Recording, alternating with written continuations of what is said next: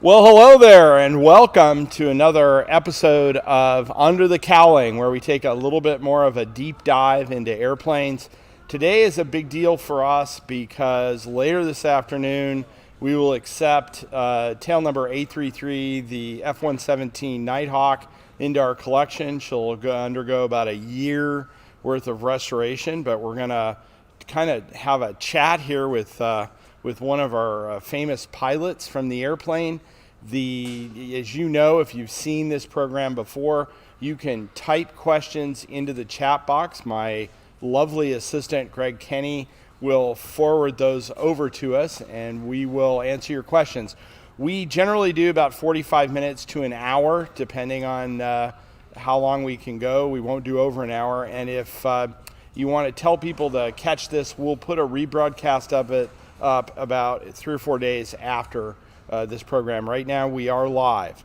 So I have a distinct pleasure today, and that is I'm with Ken Dwelle. He's an Air Force pilot, a third generation Air Force pilot.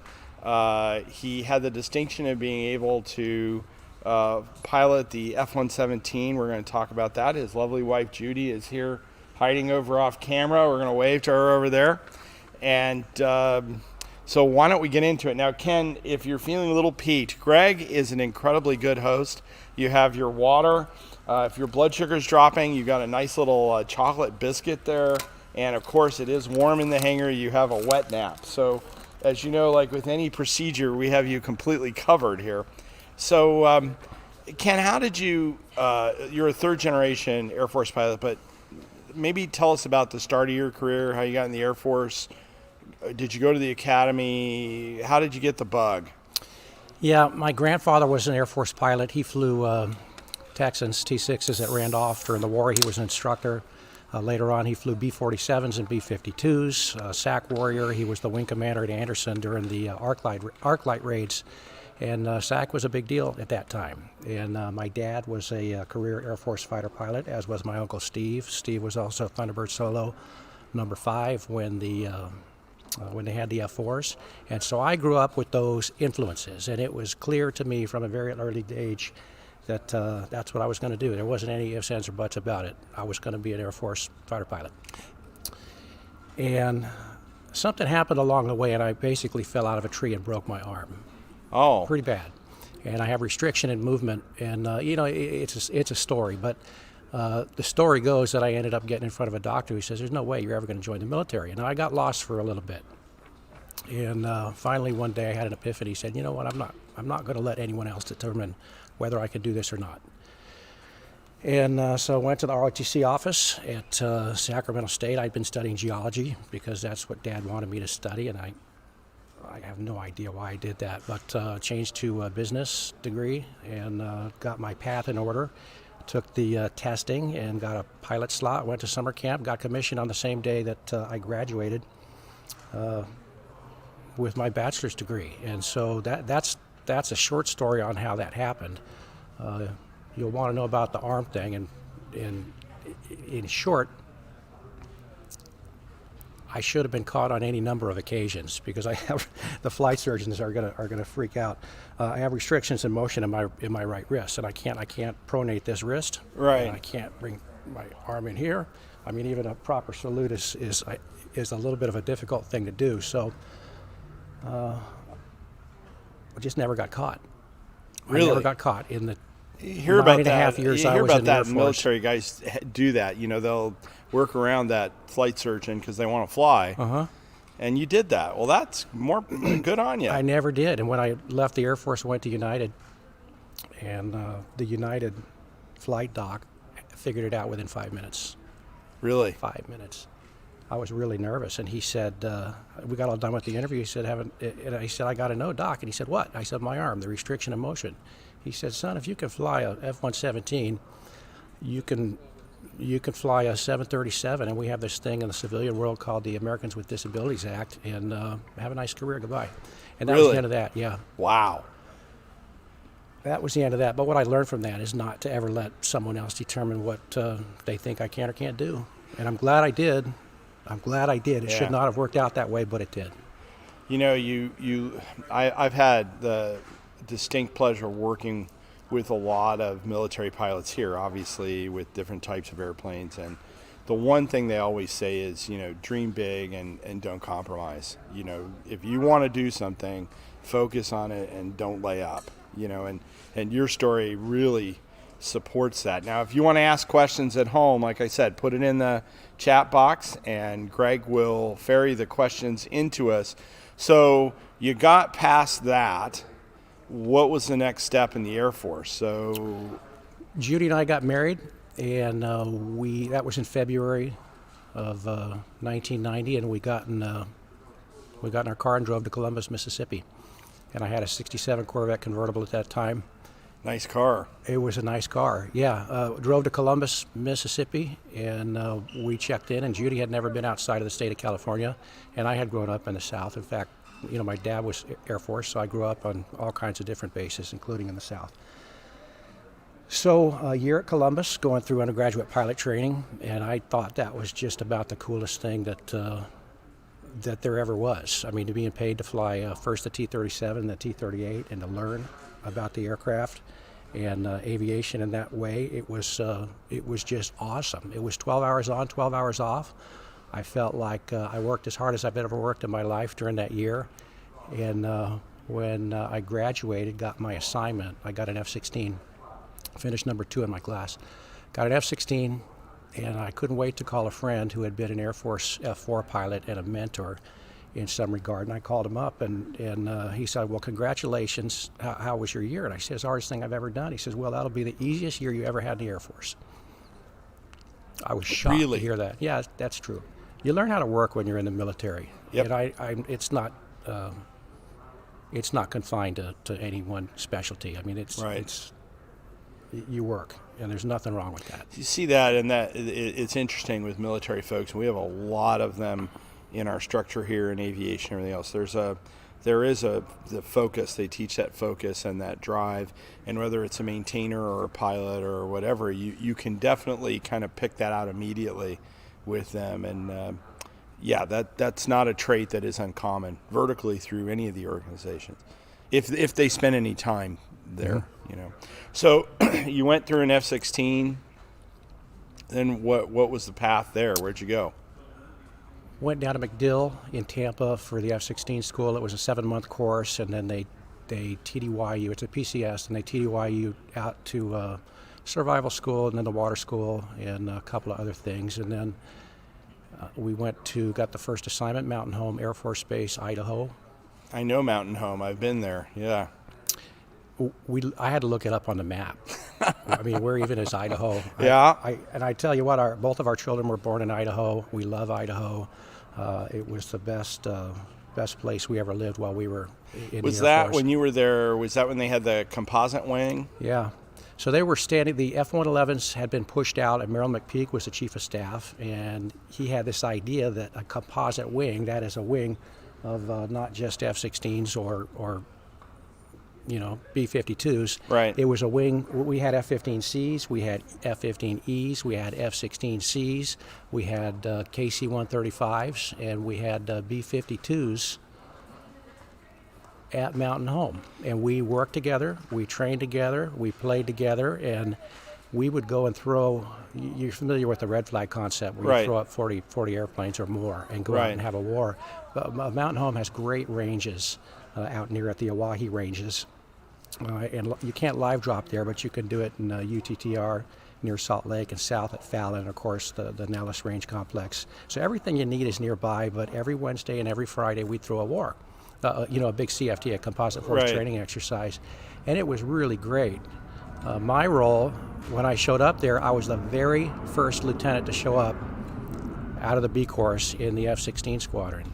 And we were, I was like a grape for these guys. They had brought in all of these ringers, and I'm this new knucklehead lieutenant to show up. We were an 18 PAA squadron, 18 jets, and between our squadron and the wing staff, there were at one time 14 F-16 fighter weapons school target arm graduates. Really? Yeah, and I showed up as the first knucklehead lieutenant. And they had their way with me, but it was a great way to grow up. It was a great education. A 4-hour debrief for a BFM ride was not uncommon at all. Right. But some really, really great people. Many of them became 4-star generals. I mean, Fingers, Dave Goldfein, who just retired as the Chief of Staff of the Air Force. He was one of my, instructors there, and Mark DeCesare, Jeff Lofgren, all of these guys. There's so many very, very talented people to learn from. It was a really amazing experience. What is the Air Force? Do they still have the composite wings, or did they kind of move away from that? I was a kid in a candy store when I was at Mountain Home, because you're right, that all that stuff was there. I don't know if you mentioned there. I think there were B1s there when I was there, and so it was. If you're into airplanes, current aircraft, everything was there. It was the most amazing thing in the world. We don't have time. I'll tell you off camera the story about why I was there, but it was exciting. So did they still follow that concept? Don't know. I don't know. I think there was some level of animosity for various reasons, because we were well funded. Yeah. Well funded, and I don't know whatever happened. It Wow. was General McPeak's pet project. We understood. So, okay, so you're in a 16. Did somebody one day the knock at the door come and say, "Do you want to fly the Black Jet?" Or how did that whole thing work? I was fairly late to the Black Jet program, and that's how it worked in the early days when it was truly a black program, and the aircraft were up at Tonopah. And there are other folks who can talk to that specifically. There are other folks who can talk about flying in the Gulf War. I was not one of them. Late to the Black Jet program. I was due for an assignment in the F-16. We were TDY to Incirlik in Turkey, and we had the brand new Block 52 F-16s with the harm targeting system, and we were doing Operation Provide Comfort. We call it Provide Carpet, but it was Provide Comfort. And we were enforcing the northern no-fly zone, and specifically our role was the SAM suppression. SAM suppression? And we had taken it over from the Boise Guard F-4Gs, and they were the last folks out with their F-4Gs, and we were the first unit in with the F-16s doing the harm role. And the legacy F-4 folks, they had been doing that since Vietnam. They were really, really good. The aircraft was uniquely suited for it. They were well trained. They understood it. And here we are with a jack-of-all-trades airplane with a bolt-on harm targeting system pod on 5B. We knew how to operate the pod, but we were doing the mission. But there was a big change in capability, in my opinion, between the F-4G folks and us. I mean, literally, the pod showed up on a pallet, and then we got the books. We went in the safe. We read about it.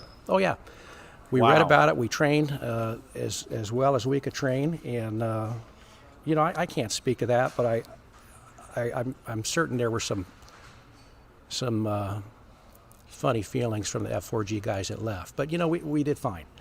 And we got the job done, and I'm sure that system has been evolved and developed well beyond where it was. But in the early days, we didn't have a whole lot to rely on. Well, it's interesting, the military, you kind of hit the nail on the head, and the reason we have some of the airplanes in the museum is the services have gone to these multi-mission aircraft with bolt-on for all kinds of things, whether it's the Growler or whatever. And they've gone away from these kind of singular, very purpose-built airplanes. And your comments are not uncommon from what I even hear from the active duty guys, the retiring EA-6B guys. We have one. And, I talked at length with them. I'm like a sponge. I kind of listen, and if they've been out, well, what happened and how was it? What were the weapon systems on the ground you were flying against in no-fly? Were they like SA-3s or SA-6 or... Yeah, they had all of that. Some Rolands, mostly the 3 and the 6. And they were pretty smart by then. They knew how to game the system. Did they? Yeah. And you had man-pad systems over there too, right? Shoulder launch. Yeah, I'm sure they were there. It was from our perspective, it was pretty mundane. There wasn't a whole lot going on. Yeah, we were up there, and it was a 3 to 5 hour flight. Depending on how many times that you would refuel. It was 45 minutes from Incirlik out to the north point, entry point, and you'd cap, and then you go up and refuel, and then you'd come back and cap, and you go up and refuel and cap, and then you go home. But it was not there was not a whole lot going on. We played golf most every day. Loved it. But one of the things that was happening, to answer your question, I was due for an assignment. I was facing a remote tour in Kunsan or Osan to stay in the F-16. Right. And young kids, and it was clear to me that once you got into a weapon system in the Air Force, you were going to stay in that weapon system. And I'm a mechanical person. I love the machines. I love the airplanes. And growing up with my dad and my uncle and all the different aircraft that they got to fly, I wanted to try something different. And so we were looking at the assignment system, myself and Rain Man, who was in the same boat. And we both applied for and we're selected for the 117 program. And so with just a few months after we got back to Mountain Home, we both drove down south to Holloman. I was going to say, so they were at Holloman at this point? They were. So you go to that program. Now and you're right. I hear that from the guys. If you're in a weapon system slot, you kind of go with that, and then you might if the weapons system's retired, you might transition. You might not. They say thank you and have a nice life. So you get down there. F-117 at this time is it's out. People have seen it. Yep. What was it like transitioning from like a late block F-16 to the 117? When you show up at Mountain Home, at Holloman, the airplanes are flying around in the pattern. They're being chased, by the T-38s because that's how the instruction happens in the beginning. And you see photos of the black jet. I call it the black jet because that's what we call it. You see photos of the 117, but what you don't really see too often is what it looks like side on. And the airplane really takes on a perspective where it's long and skinny. And I recall, in the parking lot of the BX or whatever it was, looking at the jets flying around side on, and it was so shocking to see it from that perspective because I never really understood it to look that way. Typical Air Force program, ground school, simulator, then you finally get to the point where you get out in the airplane. And at first, they put you in a T-38 first, in the front seat of a T-38, which is pretty cool because I hadn't flown the T-38 since UPT, and it had been, 4 years or more. 110 degrees, take off on a 15,000-foot runway. And I remember the T-38 being a rocket ship from pilot training. And then after getting, 900-plus hours in the Viper, got in the T-38 on a 110-degree day and light the afterburner. It's like, whoa, the nozzles swing, and we're going, and we're going, and we're going. And you feel like the canopy rails are this high, and the canopy's clunking when you're going down the runway. Well, what a dog. I hate to say it, but that's the way I felt. It's a matter of perspective. I came to get, 400 more hours in the T-38 at Holloman, and it's on my top 10 favorite aircraft list of all time. I love the T-38 for lots of reasons, but they want to see whether or not you can fly. They want to see what kind of hands you have. That's why they put you in the T-38 for a couple of rides. Right. And then you start with the academics, and you get to the point where they take you out to the hangar and open up the hangar door, and you walk in and look at this thing in the hangar. And I recall seeing it for the first time, and it almost takes your breath away because it doesn't look like that Bearcat or that Corsair or that Hellcat over there or any of the jets. It looks like this movie prop. Right. There aren't seams on it. There aren't rivets. You can't see any of that because the RAM, the radar absorbent material coating, which covers the entire airframe, covers all of that stuff. And it's so weird to see something that appears to be a movie prop. And to make matters worse, it is so angular and unconventional with regard to its shape. So we walked around the airplane. I asked the instructor, I said, how long does it take before you walk out to the jet and just think of it as a jet, not some freaky thing? He said 6 months, and that's about right. Is it? Yeah. Go through the school. The simulator's good. Of course, all the jets are single seat, so your first flight is in the single seat aircraft, and the instructor will chase you in a T-38. So you line up on the runway together. He'll take off first, and he'll do a chase pickup, and he'll come around halfway through the final turn. You'll release the brakes, and when you rotate and you're airborne, he's parked on your wingtip. Okay. And the airplane, it's got no afterburners because of the the requirements of maintaining the thermal signature and the exhaust and all the rest of it. It's a GE 404 engine, essentially a Hornet engine, which makes about, I think it's 10.5 per site on installed 9,000 pounds of thrust. It's 18,000 pounds of installed thrust at takeoff gross of 52,000 pound airplane. Empty of the airplane's about 19,000 pounds. No, I'm sorry, 29,000 pounds. So it's loaded 52,000 pounds. 52, yeah. It'll hold 18,000 pounds of fuel. We didn't fly it that heavy in training. I can tell you when we lifted it, because we didn't really have an idea with it being demilled, right? Mm-hmm. They've done some things to it. Probably the heaviest airplane we've ever lifted. Really? It really shocked me, and it gave us a lot of trouble with jacks and everything else. And then I gained an appreciation for it. I told everybody be really careful with this thing because it's obviously, you had a rough idea what we thought it weighed, and I think we were off a bit. So, but it was big and heavy. So you get it. Was it a long runway airplane, hot weather? Yes. It takes off at a fairly high speed. You have angle of attack limitations for takeoff and landing. And some of that, you get it too slow, the aircraft does not have the ability to control itself because it's unstable in pitch, roll, or pitch, yaw, and I understand roll, although I'm not sure about that. So, but also it will drag the wingtips. It will drag the wingtips if you get too much angle of attack. Really? Really.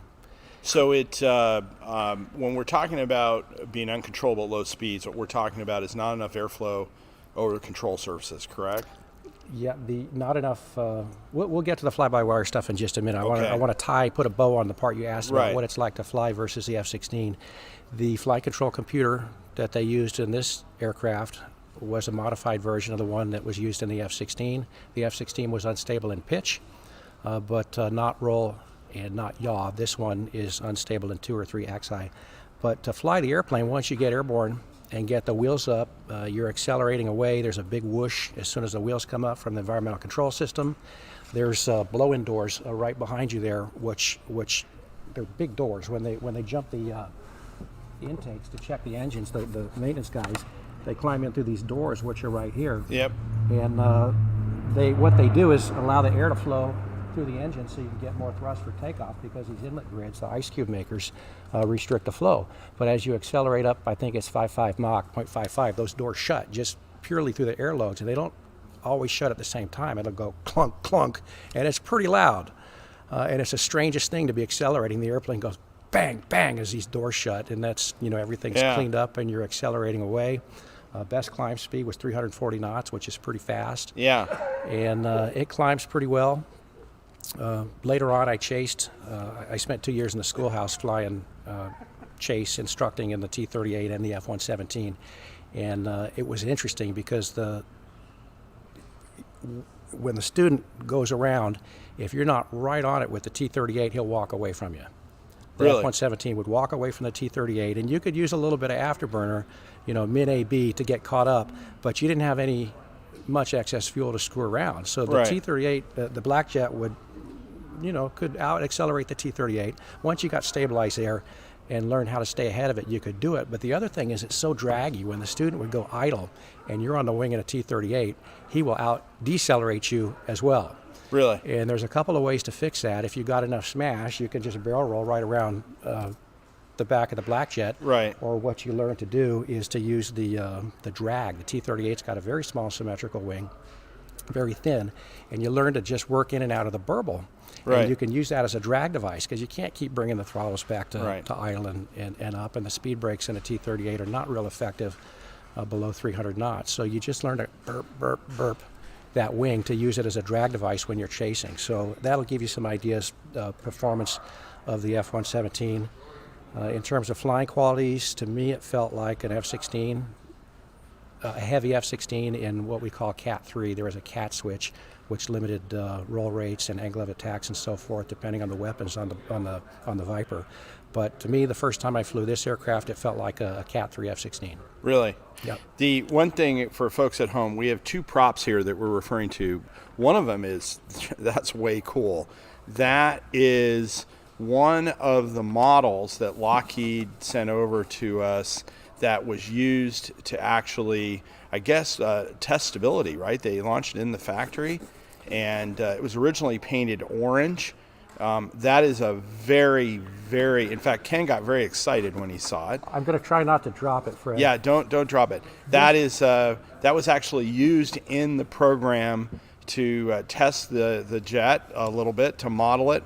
And then this here, if anybody ever knows Kurt Russell, in the movie Executive Decision, we acquired, this was the prop that they used in all the cockpit scenes. And I don't know, you got to look in the cockpit and tell me what you think, whether it was close or not. I just did the part up in the front. Yeah. They did a really nice job. Yeah. The consoles, it looks like they put whatever mil-spec rack radios and such that they could find switches, but I'm fairly impressed with it. This is powered, so when you come to the museum, this will actually be in the exhibit. We can't let you get in the F-117, but we'll have this canopy up when it's in its hangar, when eventually it goes in its hangar, and people can take a look at that and get an up-close and personal view on it. So you're trained, you're flying the airplane now, you're comfortable, you know. Tell me, and you did that long ferry flight over to Kuwait at one point. You deployed the airplanes over there, right? It was like 14 hours or whatever. It was 18 hours. 18 hours? That was crazy. You know, one of the things about being in the program, there were so few pilots and so few aircraft that, we all had to be ready to go on a moment's notice. And there were 3 squadrons at Holloman, 49th Fighter Wing. And we can talk about the fighter versus attack discussion if you want later. I'll be real with you on that. Yeah. The 7th Squadron, which was the training squadron, the Bunyaps, and the 8th Squadron, the Black Sheep, and the 9th Squadron, the Flying Knights. So the 8th Squadron had responsibility to the Far East, and the 9th Squadron, which is where I was for 2 years, had the Middle East. So remember, about that time, this is in the mid to late 90s, Saddam Hussein would rattle his saber every September, and we would go. We had our go bags packed, and the flag would go up, and we would go. And if it was we were going to the Middle East, then the 9th was going to fly over there, and the 8th was going to help us pack. And if they were going the other way, then we in the 9th would help the 8th pack, and the 8th would fly.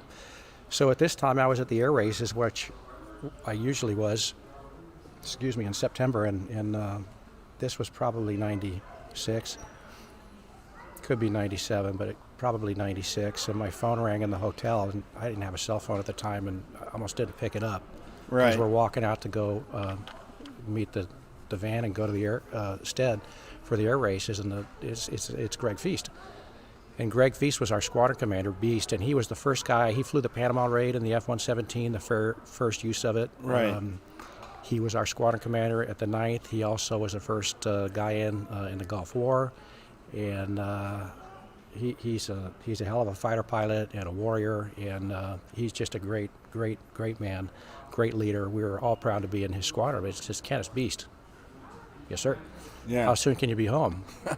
Well, I can go to the airport and jump in the AT-6, and I'll be back there in 2 hours, or I can go Southwest, and I'll see you this evening. He said, come on, Southwest. And so I had those guys drop me at the airport, flew back home, and checked in. We went for a brief that evening. Where are we going to stop? Well, we're not. We're going all the way. Well, what are you talking about?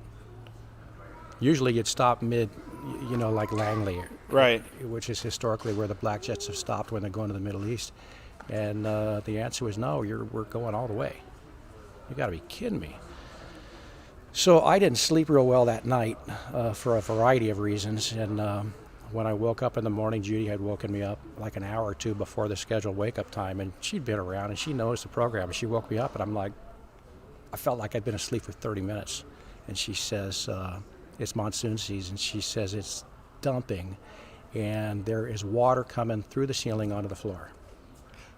Okay, so got up, dealt with that, showered, breakfast, grabbed my gear, went to the squadron, and we briefed. We got in the aircraft, and we were going to launch. We needed to get eight jets over there, and so we had 2 5 ships that we launched. You launch 5 to get 4 across the tanker. As soon as all the 4 primaries have refueled, can take fuel, you send the air spare home.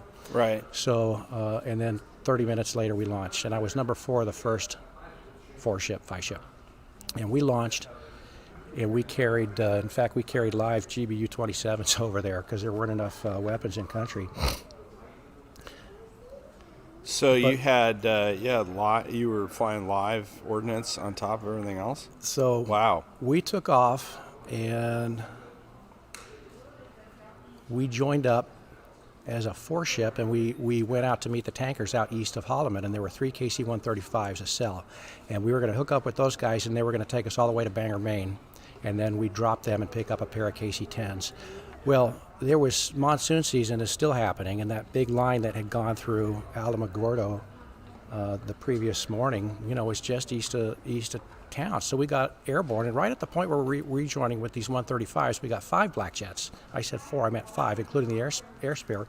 And this thing's got no radar. It doesn't have anything. Right. So there's a way to rejoin using air-to-air TACAN, and there's you can rejoin visually. This was a visual rejoin, right? And it got all messed up because of the weather. And right as the point where we're, a few hundred yards from getting into the tanker, all 5 of us, we were going to put 2 on each wing, or 3 on one and 2 on the other. This 3-ship of 135s went into the cloud bank.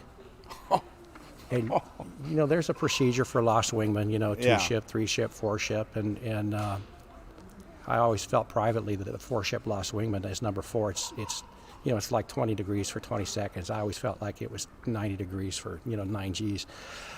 But there is no procedure for a 8-ship missing lost wingman procedure. Right. It was a bomb burst in the clouds. Everybody just trying to use their situational awareness to try to separate. And we got out of it. We got rejoined. It was a real cluster. And it was a real mess. And finally, we got all that done. We all took fuel. We kissed off number 5, and everybody settled down, and the radios are quiet.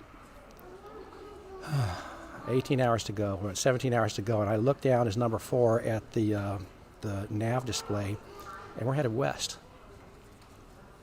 And we're on the wrong side of this line. Right. Oh my God! So I got on the radio, and it was ah! And so we turned around, went through that line again, and whatever. That's how that thing started. And by the time we got to Bangor, it was dark. It was not my first ocean crossing, but it was a long one. We got to Bangor, we kissed them off, picked up a couple of KC-10s. They drug us across the North Atlantic, and you end up looking at that. You think it's a light coming across you, an airplane coming at you. It ends up being Venus. It'll trick you. Right. And that's all fine. The hard part is when you get to Gibraltar and the sun's coming up and you're looking into it after 12 or 14 hours. Yeah. It's just hard. And we got it done. You're flying formation. For those of you that don't understand, we got 2 black jets on the wing, on the left wing, 2 black jets on the right wing, and you're flying formation. Right. For the entire time. And you can work the autopilot a little bit. You get one high, 100 feet high and one 100 feet low. But, in the dark, you can't be screwing around. You're just flying formation, and the autopilot isn't a real big player.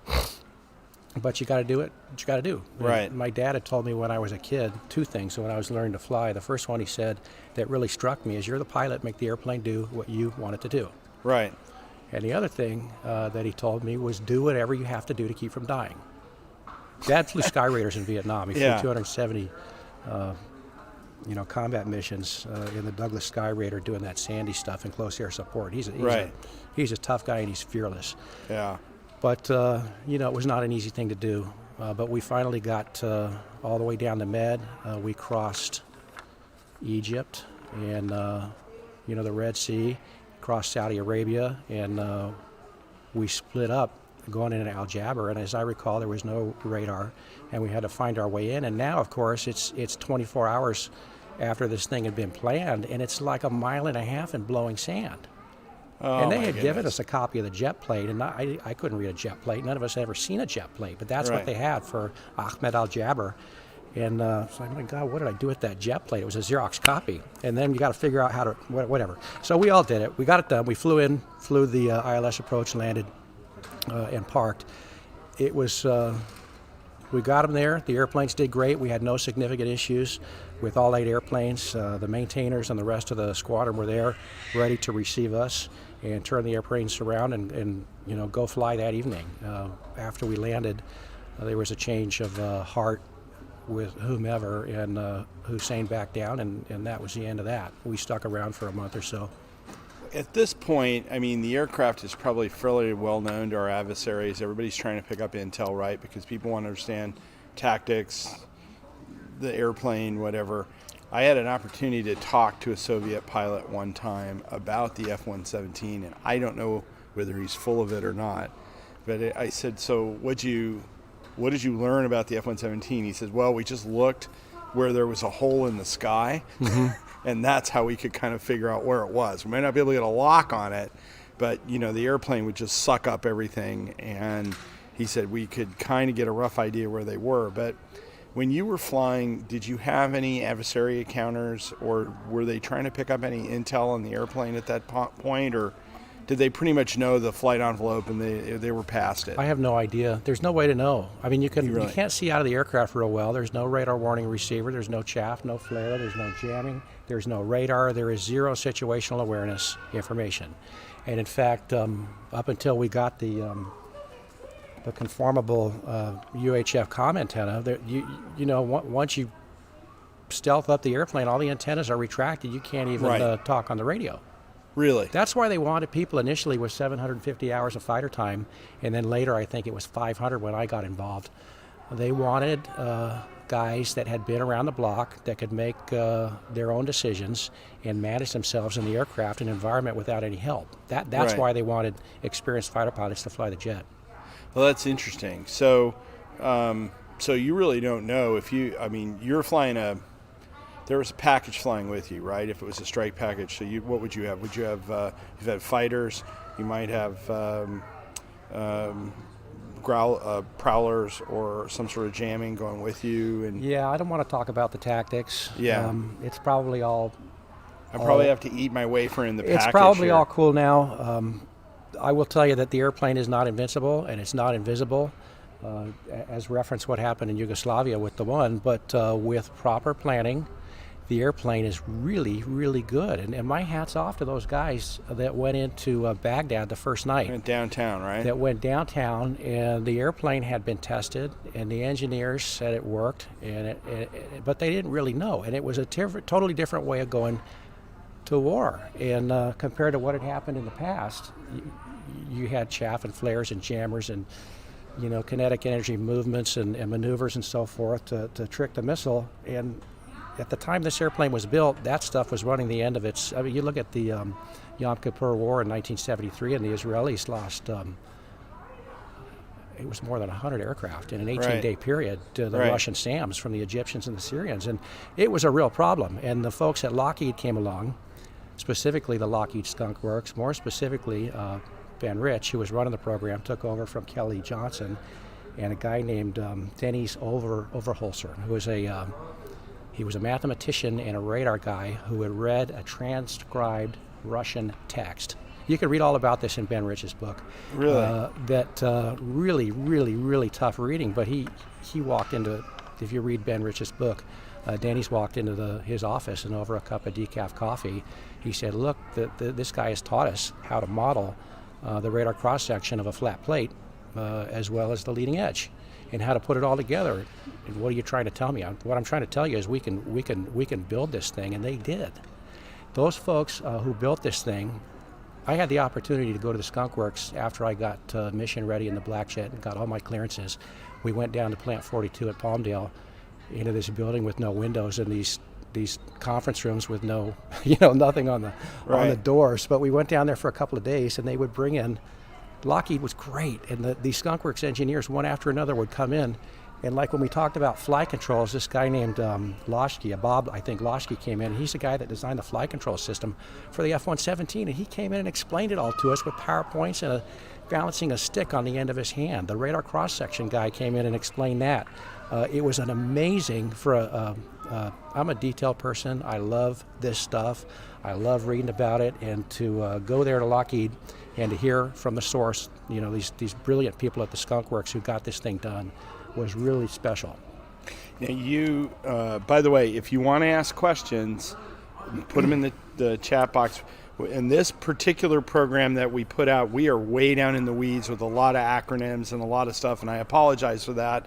we're in geek land a little bit, we can zoom out. But no, it's actually good because this is where we do the Warbird Wednesday, where we kind of go over the type, but we don't. This is for the guys who are sitting at home, or the girls they detail people that are like, okay, they're really interested in this. So you brought up Kosovo, so we'll go down that path a little bit. So I've kind of, in preparation for this, because I like detail, I went out and I actually read everything I could get a hold of on it. And and you know it. So, and what you can talk about and what you can't talk about, you can tell me that. But seemed like Yugoslavs know we're flying the Black Jet in there. We're playing cat and mouse with fairly rudimentary SAMs, surface air missile systems. They managed to also breach operational security in that they knew when the jet had taken off. They had somebody that had called them, at least in the thing that they knew the jet had left. We were flying fairly similar routes, and this, I think it was a colonel or whoever was there managing the air defense, was just moving these things around, trying to figure out how to get a beat on them. Was that his name? I think that was his name, something like that. Yeah. And aficionados can put it in the comments, but he was moving the stuff around. And basically, his account was they knew when the airplane took off. They had an idea that they could see it. There was supposed to be a package of EA-6Bs that didn't go, that were jammers. And he could get the airplane but couldn't get couldn't lock it up. And the pilot that was flying the airplane was jinking. Zelko, no. Or no. Okay, see, there you go. Well, that in the account I read, it was that he was doing things at the airplane that allowed this older system to be able to lock up. Okay. So there you go. So go after it from I there. would be shocked if that were true. That's okay. not the tactic. Okay. What I read on Wikipedia yeah. was that when the weapons bay doors opened, that they were able to get a hit on the aircraft and they knew which way to look. Okay. Because of what had happened, the previous night or whatever. They parked an SA-3 underneath the flight path.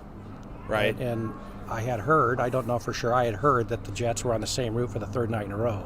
And they parked an SA-3 under it. And on Wikipedia it says they got a bloom. When the weapons bay doors open, they open and close very quickly. And you could figure out that a big rectangular container is not real stealthy. Right. A rectangular cavity. And the SA-3 was an old weapon system. It's got a huge warhead.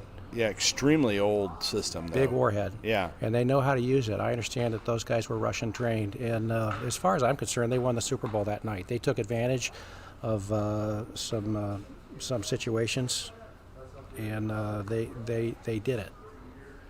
So something that people don't know, and a lot of it's just like Top Gun and some movies, the guy goes out and gets in the airplane, his name's on the airplane, right? Yeah. And he flies that airplane every time, and it's his airplane and whatever. That's not reality. So you didn't go.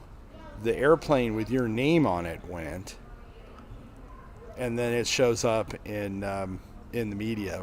Tell me a little bit about that. Just how was that? What was it like? How bizarre was it? I did not go on that deal. Number one, I was an instructor in the training squadron, but we did supplement. We were all mission ready because there were so few pilots. But I was in the process within weeks of separating from the Air Force. Right. On my way out. And I think it was a Saturday, and I'm out front washing the 67 Corvette. And Judy comes out, and she's just like white. She says, I think they just shacked a Black Jet. She says, they're calling it an F-15E, and I went and looked at the TV channel, and they've got the B-roll of the Black Jet upside down, burning, smoking. Right. F-15E, and they went right to I said, that's a Black Jet. And they went right to the tail, and I could see the tail, HO or whatever it was, 806 was the jet number. I said, man, that's the one that's got my name on it. I sure hope that guy got out. Yeah. I sure hope that guy got out. We didn't have any information. And so the next significant event is the next morning, and I went out to get some breakfast and came back, and Judy said the most interesting thing just happened, and a kind reporter had called her, and apparently the Associated Press had published a photograph of the canopy. When the pilot ejects, the canopy departs, and it falls where it will, and the seat releases the pilot, And the seat falls where it will, but the canopy landed in a farmer's field, and there's a Yugoslavian soldier standing next to it with a cigarette in his hand, and you can clearly read in the photo that AP published, Captain Ken Wiz Dwelle. And so the internet was new at that time. People looked it up and started calling our house. And the kind reporter said, I don't know if you've ever been through anything like this, but your life is going to get crazy for about 3 days. And it was crazy. I mean, the phone rang nonstop. We tried to go out to get some dinner, and they were parked in the driveway and in front of the house. And finally that evening, the phone rang, and I picked it up, and it was the producer for Good Morning America or something. And he says, well, we want to fly you to New York. And I'm like, I'm not doing that. And he says, well, I said, look, I have to work in the morning. The kids are asleep. It's almost bedtime. I have to work tomorrow. He said, well, we have to fly you to New York and this. We're going to interview you. I said, look, you guys don't have any idea what you're talking about. That news stuff, the coverage that you're doing is just crap. And he says, yeah, I know. That's why we want to fly you out. I said, well, that's fine. Why don't you call base Wing PA, Public Affairs? I said, okay. And so that got him to hang up, and I disconnected the telephone, didn't plug it back in for 3 days. Really? Yeah. It really gave me a different perspective for privacy. Yeah. I wasn't real fond of the whole process, frankly. Really? Yeah, but I was so glad that they got the Special Ops, Air Force Special Ops guy got Dale Zelko out. And we had this secret. I mean, it was like 10 years before he came clean on the deal, and I got blamed for a long time. But that's okay.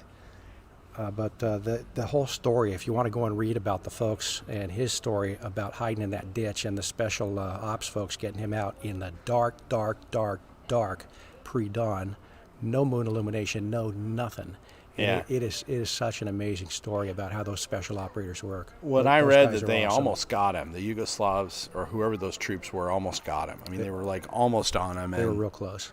That is, you think about, we talk about movies and a lot of the BS. People don't realize, that would have been terrible if that would have happened on this escape and evasion stuff. We've talked with 105 drivers and Misty 100 drivers and stuff like that. And the one thing they tell them, and I don't know in this case what would have happened, but if you in Vietnam, if you saw a Chinese or a Russian officer, they would tell them in survival training, you're done because you're going back to wherever and you're going to be listed as KIA. They're going to milk you for everything.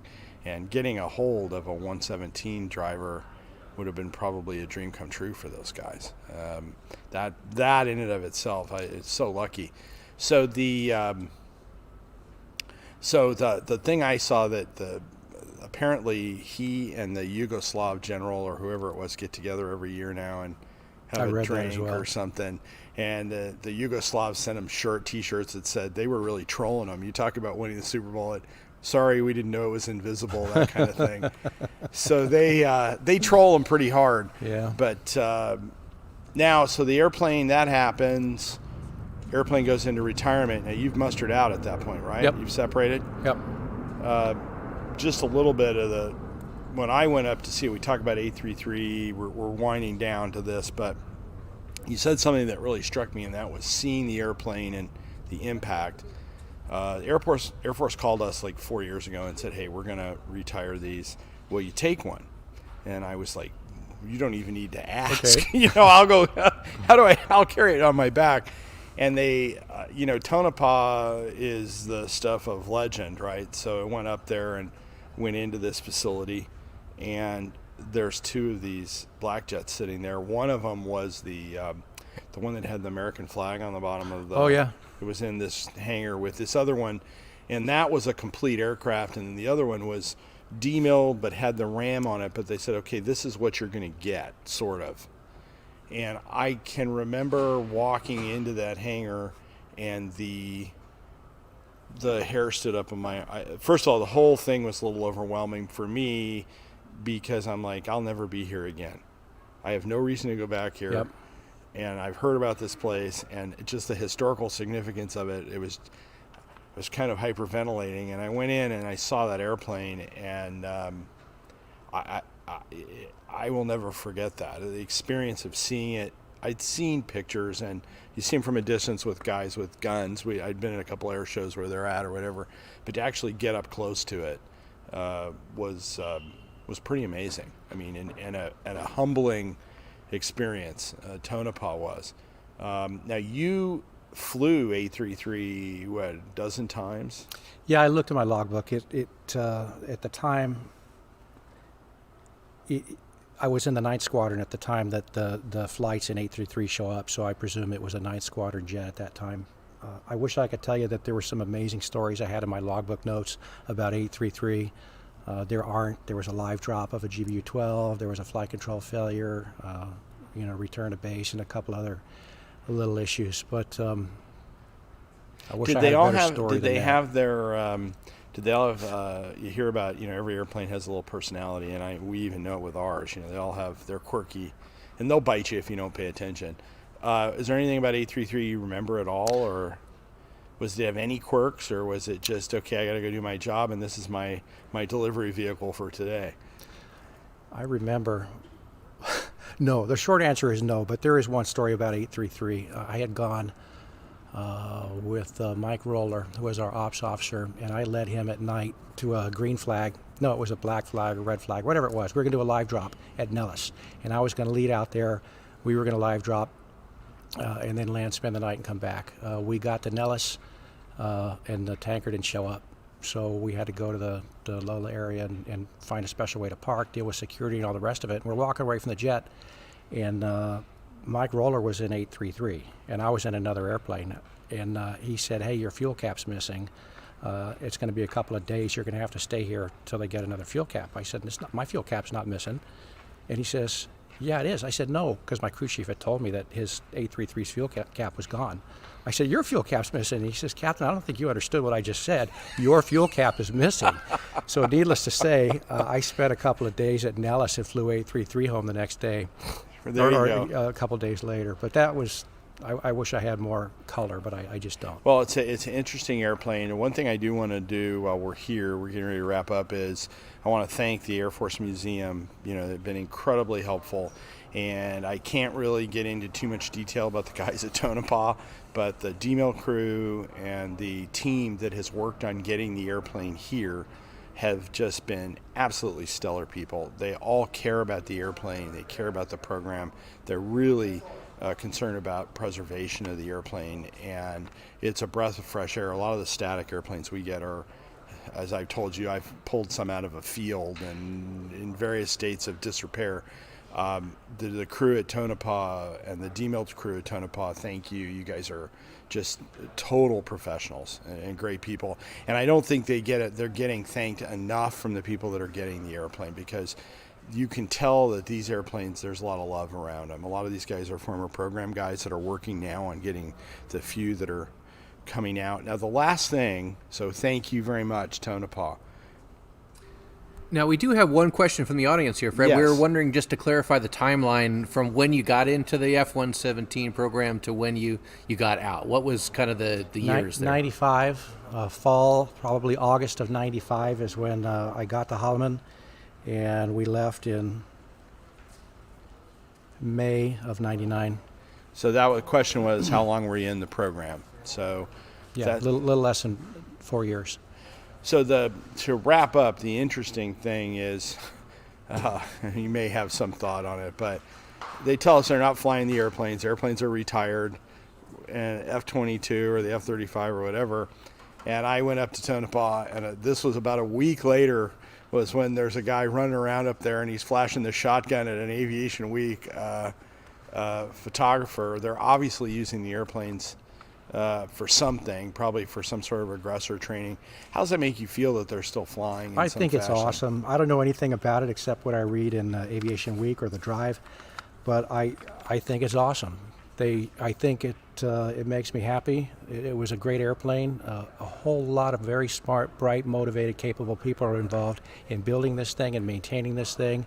It was a source of immense pride for everyone associated with the program, and that was obvious, start to finish. So I'm glad it's still flying. I have no idea what they're doing with it. I am thrilled that the Air Force has seen fit to release some of the operational jets to museums, because last I checked, the 5 that are in the world now are the pre-production prototypes, Right. not the operational jets. And for a long time, I had understood that the plan was to grind them all up. In Yep. fact, they took a tracked excavator and just picked one apart as a test. There are photos of it online. I've seen it's just pictures of heartbreaking. that, yeah. Heartbreaking. I think, unfortunately, who knows how many they're flying and what they're. I think that's the destiny for most of the Yeah. fleet. I think the institutions, we are the only private institution in the United States right now that has one. There will be others at some point that will get them, but when I was up at Tonopah loading this one, it's a real challenge knowing, and you look at some of the airframes that are up there, and you almost want to go, well, I'll take 3 home with me. Just don't grind them up, you know. But I think the reality is that there'll be a finite few that continue to fly. The rest of the fleet will serve as spares for the areas where they're zeroed out on parts. And then at some point, the majority of them are going to go. So we have to do at this point right now everything that we can to save as much as we can, because we have a unique opportunity. Unlike when we've gotten an F-105 or some of these other airplanes, there's still a lot of these artifacts and things around, and we need to get a hold of that stuff and make sure it's protected and preserved, because a lot of that stuff, just goes in the trash can. They throw it away. So did we have any other questions? We have another one, or are we good, Greg? Well, we did have one inquiring if Ken was going to go flying this afternoon, what would it be in? We flew in this morning in a Beech 36, 836 Bonanza. It's too hot. It's going to be 109 degrees here. So we'll fly home tomorrow in the Bonanza. We have some Warbirds, family airplanes, a couple of AT-6s and a Hawker Sea Fury, and an L-3 Aranca, which is our new favorite airplane. My dad, who's 83, or my brother, or I fly it most every day. So, and I dearly love the T-6. I love the T-6. Do you? Yeah, great airplane. Well, with that, hey, I want to thank you for, you came down here on your own time. This is a cut out of your life, and we really appreciate it, and we appreciate the conversation. I can't tell you how much. This will go like everything else with the airplane and live on, and so thank you very much. Well, you're quite welcome, Fred. I sincerely appreciate the invite. It's exciting for me and Judy to come down and play stealth jet and Air Force a little bit. It's kind of one of those things you put in a little box in your mind, lock it up, and hide it, because it's not relevant till today. But it's a beautiful museum. You've got beautiful aircraft, and I look forward to exploring it yet this afternoon. So thanks for the invite. Fantastic. Thank you. At home, remember on our channel to smash that subscribe button. We need as many subscribers on Facebook as possible. Forward this out if you know somebody who's really interested in aircraft. Remember, go out to our webpage. We can use your donations. We are a private facility. We get no government funding. And the only way we can restore and keep the museum going is through your donations. You can go out and hit the donate button on our webpage. My name is Fred Bell. I want to thank you so much for joining us, and have a great day.